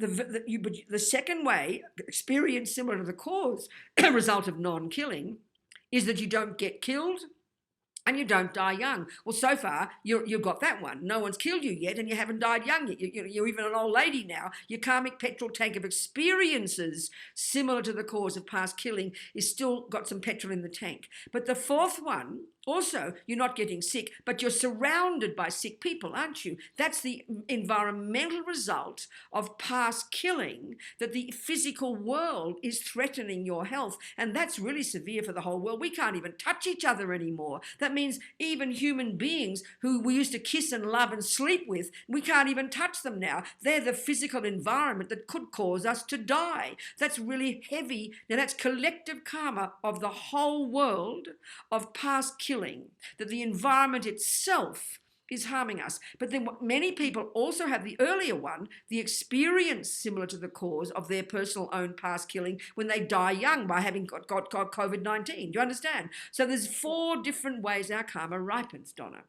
1 is the birth you get. 2 is your tendencies. 3 is your experiences. And 4 is the environment. And they're separate bunches of karmic seeds. When you get that, then every experience you have, if someone lies to you, you go, that's the experience similar to the cause of my past lying. I better not lie anymore. And then someone tries to kill you. That's the past, every single thing. It's environment, your own experiences in hands of others mostly, your tendencies and your body. And then we do karma individually and we experience individually, but we do lots of things as groups, don't we? So we experience the fruits as groups. For example, in Australia, there's 104 deaths. 110 maybe, and it's 25 million people, half the population of California, but only about 110 deaths. In California, it's like 20,000. So that's collective karma of Californians, that group of people, to have that much more sickness. Whereas particularly this New Zealanders and the Australians are the lowest percentage on the planet, I mean, the cities are 5 million, 6 million people all crowded together, but there's very little sickness. So that's the collective karmic result of non-killing, that most people don't get sick. Do you understand? I do, yeah. Well, I thank you, Robina, and I can see that it is very easy to fall into just segmenting off this one lifetime. That's right. This one lifetime that I'm experiencing right now. Yeah, absolutely. It's much more complex and precise than that. Yeah. But these 4 ways of karma ripening, when we really get this down, Donna, we can interpret every experience we have. Oh, that's environmental karma. That's experience similar to the cause karma. That's tendency karma. And it's not complicated when you learn it, instead of just being one big soup of karma and not knowing why this, you know? Do you understand? Yeah. So you've done, I do, you see, mostly what we do in this life sows seeds in our mind that will ripen in the future life. Everything we experience in this life is from karma in a past life. So in other words, but what we do in this life can affect what grows. So you might not ever have the tendency to steal, but you suddenly will get stolen from one day. That's got nothing to do with having a tendency to steal. That's from past life, 27 lifetimes ago, that suddenly one day an experience similar to the cause of your past stealing suddenly manifests. Yeah. You understand? So what happens to you is one karma, and what you think and do is another. They can impact upon each other, but there's no direct cause. In other words, you might start stealing today. That's because the seed has been there and now the conditions ripen for you to want to steal. And then tomorrow you get stolen from, and we'll often go, oh, well, that's karma. No, tomorrow's being stolen from was not planted today. Tomorrow's being stolen from is from a seed you planted 27 lives ago. But by stealing today, that's like fertilizer on that seed that was already there. And that's what purification is. Purification is you got to get to put atomic bombs under the seeds you've already planted to prevent them from ripening. So when we understand this, it really helps us understand purification practice and just kind of the technicalities of karma, the principles of it. We've got to learn this, otherwise it's just confusing to us, you know. Mm-hmm. Robina? Thank you. You understand, Donna? Good, darling. Yes, Barbara.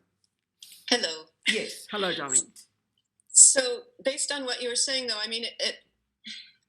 perhaps it's just too obvious, but Yeah. it seems like what you do in the present also has an effect in the present. Oh, of course it does. One of the reasons why New Zealand didn't have as many cases is because of the action. Absolutely. But the point I'm getting at is exactly right, Barbara. So this is why the Lamas, Buddha uses always seeds and fruits as a good analogy. A garden is a brilliant analogy. So, okay, you step into your garden today and you start watering. So you know perfectly well tomorrow a little sprout will pop up, didn't it? Now you know that sprout wasn't grown by you today. The seed was already there, but it needed the nourishment for it to pop up, didn't it?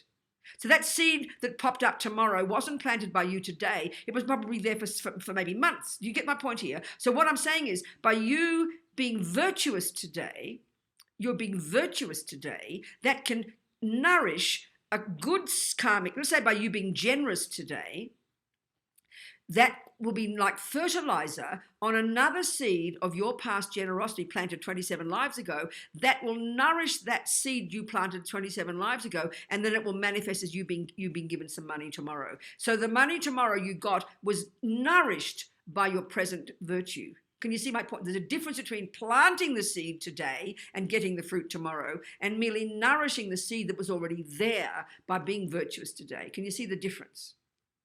No.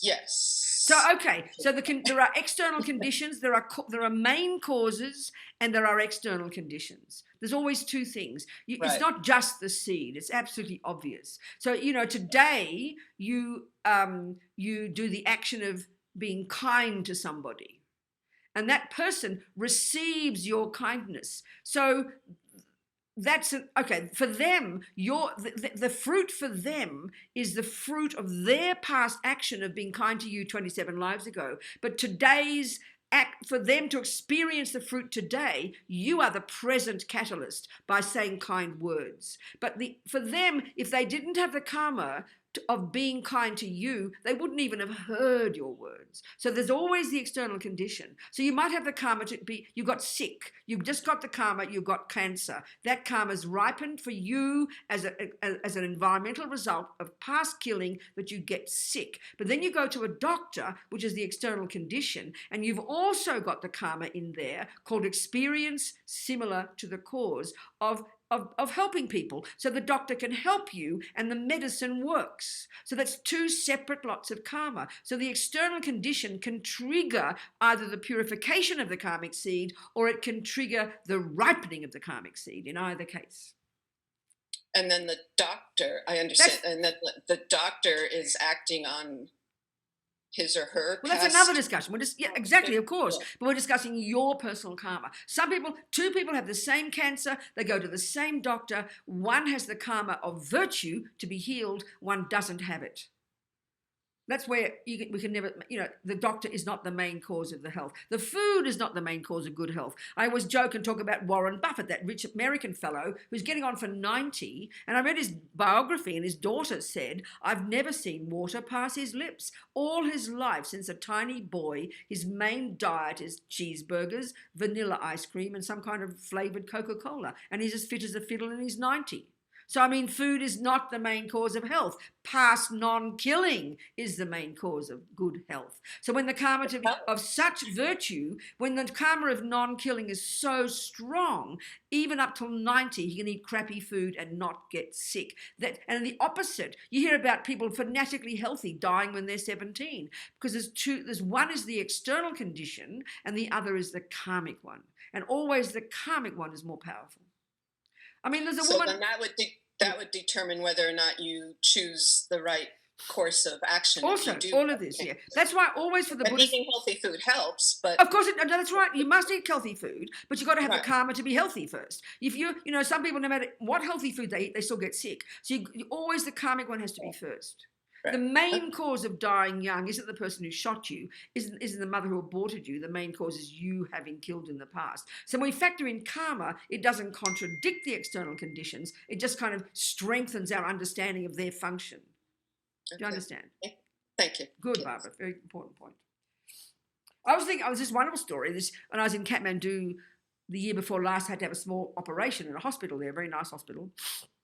And the woman next door is a young nun. She was a friend of mine, so I went in to meet her. And this is an incredible story. She was in a helicopter, it was 10 people, in the forest, flying above the forest in Nepal. And the helicopter crashed. Well, everybody sort of was, smashed into smithereens and couldn't even find the bones, not to mention the helicopter. But she woke up from the helicopter crash on the ground, and she saw her skirt in the tree above her. So she must have fallen into this massive canopy of trees. She then fell from the tree. She broke every bone in her body, but she woke up from unconsciousness, and by her left hand was her phone intact with a battery and with a line, and she rang it, and she rang her father. Now, that's called virtuous karma from non-killing. I mean, it's like a miracle. It's not a miracle, actually. It's the past virtuous karma, so strong of non-killing that is impossible almost. Her phone was intact. It didn't crash. Her father was there. She rang him. It still took them 10 hours to find her. But that's what you call a miracle, isn't it? But that's virtuous karma of non-killing. So much of it that no matter how hard they tried to kill her, she couldn't die, That's why we have to purify, pull out all the weeds before they ripen and grow lots of new fresh ones. And then they're going to ripen eventually. But the other crucial thing is, Donna's question, collective karma. It's very obvious we live in groups. We're very social beings. We do everything together. Groups of people, look at ants. They work in unison. Look, in all groups of people, we do things in groups. So obviously we experience the results in groups. It's pretty clear, You understand, people? My battery's working again. So, any questions? Annabelle, can I ask one question about what you were just talking about? Well, who are you? Are you Ashley or are you not Ashley? Who are you? I'm Jim. We don't Jim. have my name on there. Okay, very good, Jim. Go on, talk to me. Is just the fact of our human birth, that we were reborn as human, is that itself evidence of prior virtuous karma? It's the direct result of a very strong, conscious, intentional non-killing specifically. And practice, as Lama Zopa said, in the context of a spiritual path, practice in the framework of keeping vows of non-killing. Being good is not enough. So virtue in general is what we need to practice, but the specific one of non-killing is the cause of getting a human mummy, as opposed to a dog or an ant or something else. Yes. Yep. And I had one other question about what you were talking about previously, emptiness, independent arising. Yeah. I went to college for a lot of the physics things you were talking about, and I see a lot of similarities between, and I want to ask you if it can be thought of, and maybe this is evidence of it, that when you look at an electron, we all agree we're going to call it an electron, Mm-hmm. but we can't define it except in relation to other things. Okay. No, that's an interesting point, but it's not quite like that here. But that's one of the ways we can interpret it. No, it's interesting, but we'll go into this. We'll go into this, Jim. Very good point. Okay. Thank you so much. Thank you. Anyone else? Yes. Yeah. Who is it? Robina, it's Rebecca. Hi. Oh, good, Rebecca. Go speak to me, darling. Yes. Thank you for the teaching today. Good, darling. Just as technical, the 5 synonyms for that which exists, I'm missing 2. Will you repeat them? Object of knowledge. Phenomenon is the first. Phenomenon, object of knowledge, established base, and existent. Thank you. They've each got their own synonym. Each got their own definition. Yeah, we'll discuss. Yeah. Okay. Any questions, people? We have 10 minutes to go. Questions are good. Any old thing. I have a question. Can you hear me? See who it is. Who Hello. are you? Aisha. Oh, there's your Aisha. Speak to me, sweetheart. Yes. Good, darling. Hi. I just have a question about the purification of the karmic seeds. Mm-hmm. So when you undergo purification, does it eliminate your tendency towards? I understand. It's a very good point. I think we'll go into this in more detail. I'll mention it later. I'll mention it briefly now, just the essence of it, Given that every millisecond of what we think and do and say programs our mind. I think it's a really nice analogy. Sows seeds in our mind, and nothing goes astray unless something happens to make it go astray. So the purification process is really just a powerful method of pulling out the seeds before they ripen. Well, actually, we don't know. Technically, we don't pull out the seeds. That doesn't happen until we realize emptiness, and we'll discuss that. But we're weakening the seeds so that they can't ripen. You're putting atomic bombs under the negative tendencies, the past seeds to kill and lie and steal. So by regretting them and then having compassion for those we've harmed and doing the practice and vowing not to do again, and we'll go into this process. It's very practical psychology. That process is like putting atomic bombs on those tendencies. So it ceases the tendency to keep. It weakens the tendency to keep doing them. It weakens the result ripening, and it weakens and it grows compassion. So we'll discuss all this. So it's preventing them from ripening either as you're suffering or as you're continuing to do them. That's the major point. So we kind of keep going to get ahead of the game. And it's only finding when we've realized emptiness that actually we uproot them altogether. Okay. All Thank you. So it's a major part of our practice. I mean, first level, entry level, junior school, grade 1, immediate practice, Lama Zopa says, is to at least stop sowing more negative seeds. And that's, Buddha exhorts us to not kill, not steal, not lie. 7 little things of the body and speech, and 3 of the mind. That's the very beginning stages of a person who likes Buddhism. And he exhorts us to at least refrain from these. But the crucial point of these is, the first 7, they're all actions that harm others. But his main intent there is for us to stop doing those, not out of compassion yet, that comes later. It's got to be out of respect for ourselves, because everything we think and do and say will ripen as our own happiness or suffering. So he says, at least stop sowing more seeds that will ripen as your future suffering. And the basis of this is like compassion for yourself. That's the first level of practice. Then he says, we've got to take care of the seeds we've already planted and weaken them, preventing them from ripening. And that's purification. That's like a daily practice, minimum this. Do you understand? Good. What else? People. Any more questions? A question, please. Yes. So I wrote down this thing that's like, let's say we want something. Oh, I'm sitting here working and I'm at my desk and I'm here too long, and so I must be hungry. And I go out for this outside thing that I want. Yeah. And as I go there, rather than saying, oh, this is delicious and beautiful and making this amazing thing out of this food that I go to reach for, is there intentional pause that I should take at that point and say, what am I truly trying to satisfy with the particular thing that I'm reaching for? There's a million different approaches to all of this, Denise. There's so many levels of practice. So speaking as an ideal good Buddhist, the first thing you do, if you notice you want food, you'd immediately have a virtuous motivation for doing it. Because attachment is the motivation, and attachment is a negative motivation, and it creates more suffering for you in the future. So the first thing would be to think, oh, good, I'm hungry. I've got to eat because I'm a human being. What can I do? I haven't been able to renounce food yet. So I'm going to eat so I can be fat and healthy so I can help others. Straight away, that lessens the attachment, and you've got some perspective, and you make it a virtuous action by having that motivation. So then the other approach is when you start to observe all your excitement and your attachment, you can do an analysis and start to analyze the attachment and how it exaggerates the deliciousness of the food and how it causes you to believe that now I'm going to get happy, because this is not what happens. So there's many approaches. First is the motivation, and then you learn to see your mind and observe how attachment is so ridiculous and gets overexcited and clings at the object, and then you end up disappointed because now you feel fat and you're burping, so we don't notice our mind. So the key, one is to have a good motivation, one is to understand where it fits with karma, and one is to understand your mind. So the more you learn all these components of the path, the more you bring these to bear in every daily action you do, turning it into a practical Dharma action instead of a negative action. That's why you have to study. It's like technical. That's why you have to study. It's very simple. It's why it's technical. If you have to learn nutrition, it's technical. You've got to learn the theories first. Then you know how to, that informs your ability to choose the right food. Well, here, learning the Buddhist view about karma, learning the Buddhist view about the mind, learning the Buddhist view about compassion, learning the Buddhist view about emptiness, these thoughts inform the actions you do, which is helping transform those actions into valid, virtuous actions. Do you understand? Yes. Good. Yes. Thank Awesome. you so much. Thank you, darling. So what else? Mary Ellen, maybe we're done. Mary Ellen. Yes. Would you like the prayers? I think we can why don't we just do 3 minutes of watching our mind. This is from Lama Yeshe's book, Mahamudra.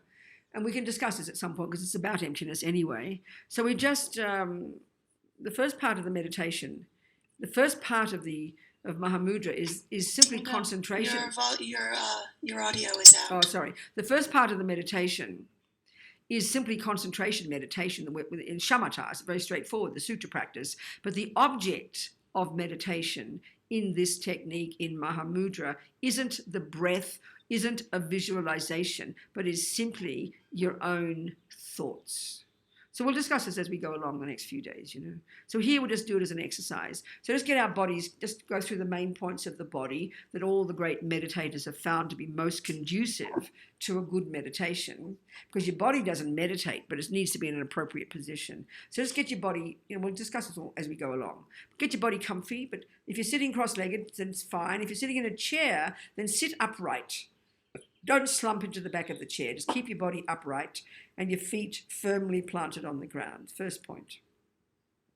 Next one is your hands. Have in your lap, just natural, relaxed. We might go into this in more detail another day. Your shoulders and your body relaxed but upright. Your muscles relaxed. And then your head is fairly important. Have it slightly tilted forward, chin tucked in. Then your lips apart, jaw relaxed, and the tip of your tongue resting behind your top teeth, just near the palate. The yogis who meditate all the time have found that this stops you from dribbling, stops you from swallowing the spit all the time. We'll just be doing 3 or 4 minutes, so no big deal. And the main thing is your eyes. Your eyes, not the main thing, one of the things is your eyes. If we're going to have our eyes closed just for a few minutes, have your eyes looking down beneath your eyelids, as if you're looking along your nose towards the ground. So your body relaxed, upright, head tilted forward, chin tucked in, lips apart, jaw relaxed, tip of the tongue behind the top teeth, eyes looking down. And just settle into this position now, very unself-consciously, and forget about it. So now with strong determination, and we're going to go into all these details about the mind as we go along, but here just with strong determination, we're going to pay attention. We know that one, pay attention.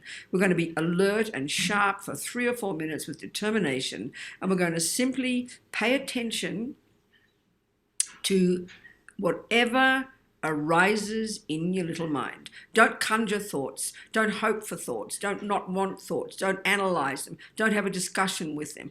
Observe them. Pay attention to them very objectively. And it all feels often peculiar because sometimes no thoughts seem to pop up. So just relax, sharp attention to whatever pops up in your mind. That's the job. About 3 quality minutes.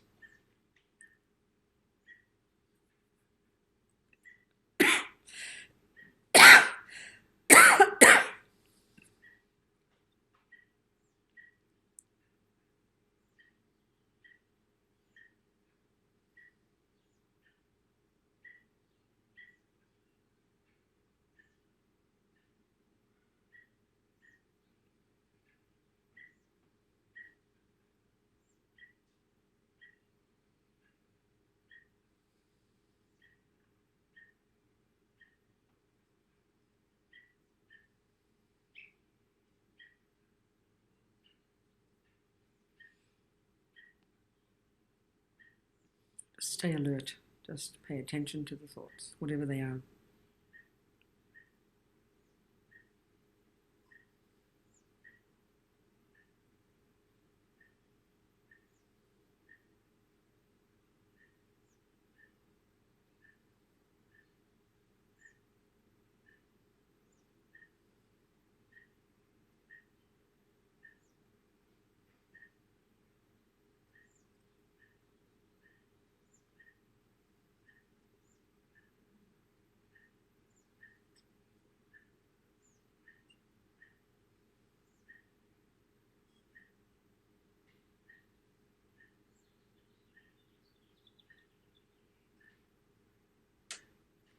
Just your thoughts.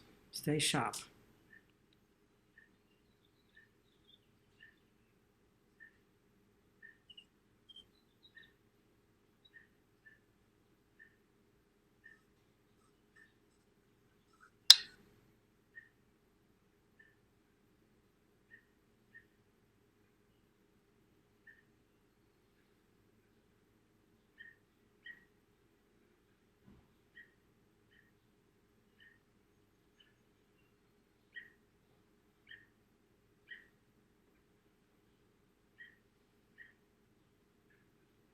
So now relax. It was about 3 minutes. Quality 3 minutes. Fantastic.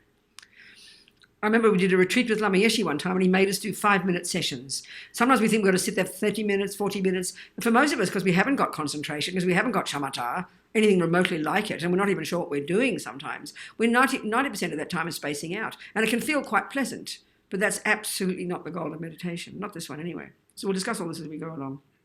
So here we delight. We've been here a couple of hours, gone like a dream so quickly. Look at it. All these thoughts we've had, none have gone astray. So we nourish, all these seeds we've planted too. So we think how marvelous. It's 2 hours of hard work, we're going to nourish these seeds with our effort, with our work, with our practice from this second forward. Never forgetting to develop it's because we want to develop our own amazing potential so we can be benefit to others long term, I'm being very delighted.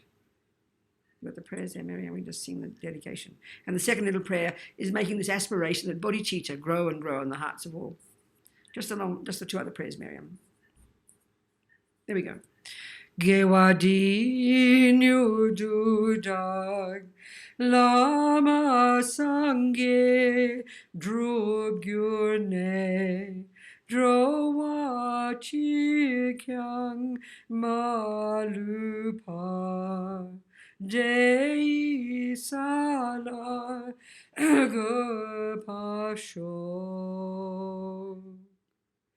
Jangchob semchog rinpoche makye panam ke gyuchig ke panyampa me payang gongne gongdu pavasho.